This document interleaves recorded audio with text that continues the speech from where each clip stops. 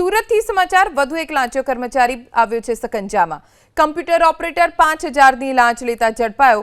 મકાનની આકારણી વિભાગમાં નામ ટ્રાન્સફર કરવા બાબતે તેણે લાંચ માંગી હતી તેવો આરોપ લાગ્યો છે। કોન્ટ્રાક્ટ પર કામ કરતા રાહુલ પાલની એસીબીએ ધરપકડ કરી છે અને તેની સામે હવે કાયદાકીય રીતે કાર્યવાહી શરૂ કરી દેવામાં આવી છે।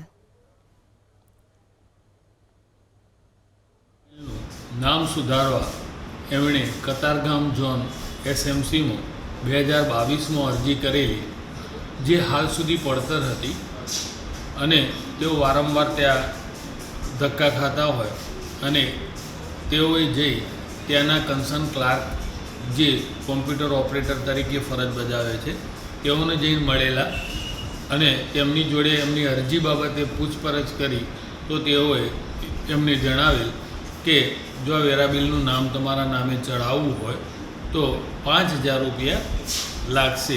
જેઓએ લાંચ ના આપવી હોય એસીબીનો સંપર્ક કરેલો અને તેઓ 5000 રૂપિયાની લાંચ લેતા રેડ હેન્ડ પકડાયેલા છે।